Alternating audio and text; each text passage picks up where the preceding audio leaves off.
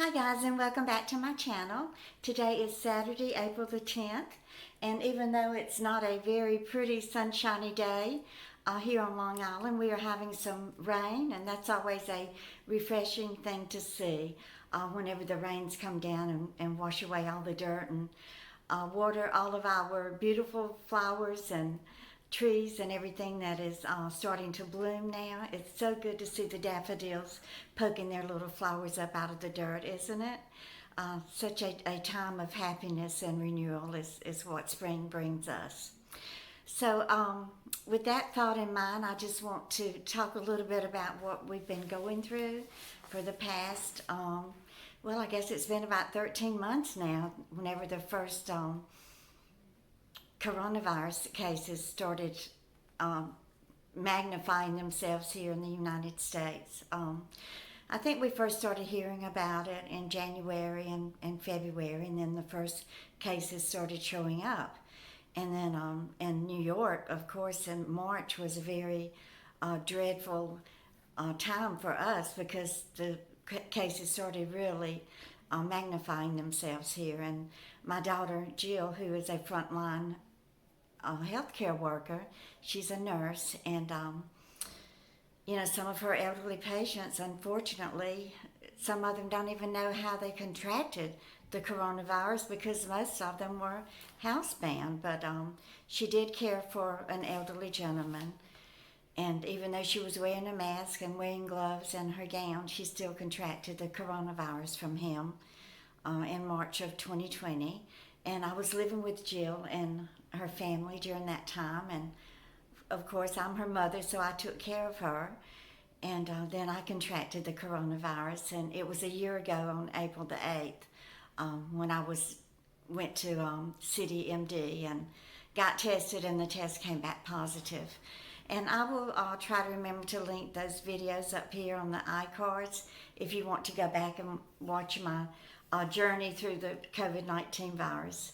It was miserable. I never want to have it again. So after I did recover from the coronavirus, I went back to CityMD and got the antibody test, and it came back negative. I mean, of all the tests to come back negative, that's the one that I wanted to come back positive. So for that reason, I decided, I went back and forth with it the past few months. Do I really need the vaccine? Should I get it? Am I going to get COVID again? That's the last thing that I want to happen to me is to contract COVID again. Even though I'm using all the safety precautions, it just takes one little simple mistake. And I was thinking the other day when I went through the drive-thru at McDonald's, and the worker handed me my bag with the hamburgers in it and my cup of my Diet Coke, and I was thinking, she just touched the cup and then I touched it, and even though I am using my hand sanitizer, it only takes that one little tiny germ to maybe you touch your eye or your nose, any place that something can enter into your body, even through your ear. You might just scratch your ear after you just touched a cup of someone else who had touched it, who is sick with the coronavirus. So just one little simple mistake, and any of us can get it again. So yes, I did go ahead and got my first vaccine, and I have an appointment to get my second vaccine on April the 15th. And I will feel a big sense of relief after I get my second vaccine. In fact, I need to go get my hair cut. I need to get my eyebrows plucked or waxed or whatever they do. Mostly here on Long Island, they do the threading. And it's only $5, so I don't feel like I'm being extravagant whenever I get my eyebrows done. But the salon that I go to is so tiny. I mean, it's almost impossible to even sit 6 feet away from someone. So for the last few months, I just decided not to even go and get my hair cut or my eyebrows done.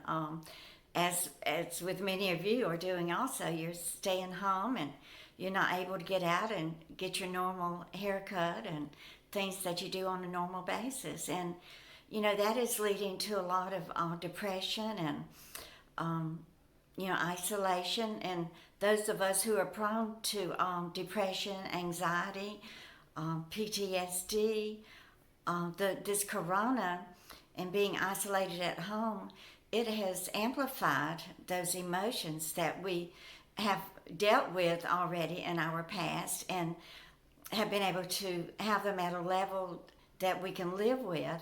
But now with the coronavirus and being isolated and not being able to socialize and spend time with our loved ones and our friends and family, all of those things that we have dealt with and kind of put on the back burner in our lives are at the forefront now and on the front burner. As many of you know, I have talked about my addiction to prescription narcotics. And those of us who have dealt with those addictions, we find that little bit of creepiness, that little bit of desire, welling back up in our system, and thoughts of, well, would it make me feel better if I went and got a bottle of, Xanax or a bottle of Valium? You just feel like you need that crutch to help you get through this time.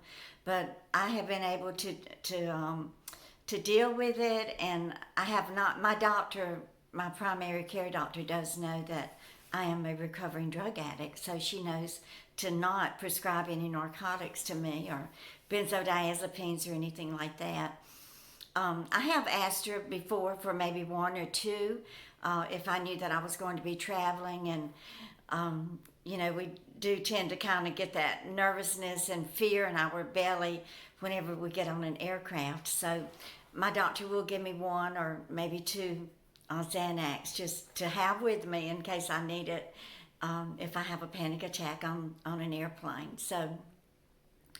But I just want to encourage you, if you are a recovered alcoholic or drug addict or recovering from a gambling addiction or any type of addiction, you have to work really, really hard, especially during this time when those addictions, the desire come well up back in us, thinking, oh, well, if I just could do this or do that, that would kind of help my anxiety and help with my depression. But you have to play the whole tape. You have to watch the movie to the end. And if you will play the whole tape and watch the movie to the end, you will realize that if you do relapse into one of your addictions, that the ending is going to be horrible. One thing that I learned in recovery is that it's much easier to stay sober and to stay clean than it is to get sober or to get clean. Because once you get back down into the gutter, it is very, very difficult to get out of it. And you may not get out of it again. I was very fortunate to have a very good recovery system through Pine Grove Mental Health Center there in Hattiesburg, Mississippi. Now, I had to go, I think I went 3 times. I went twice, and the second time I had a female psychiatrist who was a recovering alcoholic, and she truly understood, what I needed as a female in recovering from drugs, and she's the one who prescribed the Zoloft and the Seroquel for me, and those 2 medications have helped me to live a pretty stable and normal life. And only one time did I feel like that my relapse, I think it was after I had major surgery and I had to be put on, I had to take some narcotics. So I went back to Pine Grove, and I went through about 7 days staying there, and I just wanted to make sure that my medication was still working and that I got another really good dose of sobriety. So that was at a time that my Medicare paid for it, and I was on Medicaid at the time, and Medicaid paid for the deductible, which was, I think it was $1,000, and then Medicare paid for my stay, which averages about $1,000 a day. So after that, I went back that second time. I gained even more knowledge into how to stay sober and how to deal with the triggers that cause a relapse. And I put those the things that I learn, I put it into my life on a daily basis so that I can remain sober. And a lot of that has to do with me starting out my mornings in prayer and reading a devotional and just praying and asking God to give me the strength to be able to maintain my sobriety and to deal with the things that come up in my life every day that would trigger a relapse. So I just wanted to talk to you about that because I know many of my subscribers are recovering from anxiety and depression, PTSD, and also drugs and alcohol. So you just have to try your very best to stay away from anything that would trigger a relapse. And in order to do that, you have to remain healthy and vigilant on the things that you need to do to maintain your health. And I think the most important thing is to not watch the news. I haven't turned my TV on in months. It is very tempting to watch mainstream media, but it can also just keep you very confused and upset. So I would advise you to limit your time watching the media and especially the news. Watch shows like Jeopardy and The Price is Right and Wheel of Fortune and all those fun shows. Or if you have a DVD player, rent some DVDs from the library and watch some old funny movies. I know I could watch Chevy Chase in Vacation every day. I would never tire of watching him and that funny movie. It was just such a funny movie. Also, try to avoid anxiety and loneliness, and most of all, try not to isolate yourself. Like I said, that's a difficult one to deal with because you do take a risk of contracting the coronavirus if you go out, even using protective measures. So, but maybe, like today I'm going to take a walk in the park. The rain has stopped and I'm hoping to go over to Eisenhower Park this afternoon for a little short stroll. I won't be going too far because I'm so out of shape. I've got to build up my strength and gradually, walk maybe a half a mile and then build it up gradually to a mile so that I can at least walk without huffing and puffing and losing my breath. Also do things that encourage a positive sense of self.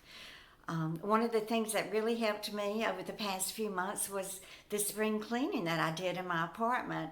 I started out really small. I just cleaned this one little corner here. I think video number 1 in my spring cleaning series. I'll try to remember to link that up here too. I just felt overwhelmed and I felt like that I couldn't do it. It was just too much to even think about. So I just cleaned this one little corner and, cleaned the baseboards and the blinds and the windows. And that just gave me such a sense of self-satisfaction, a sense of accomplishment. And then I went on and did the bedroom and the bathroom. And then the kitchen was the biggest thing.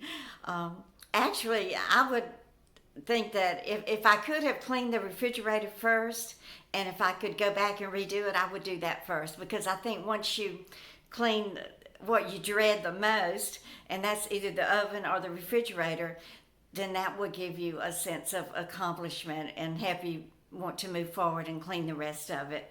But luckily I have a self-cleaning oven now, which God has blessed me with, and I am so grateful and so thankful for this beautiful apartment.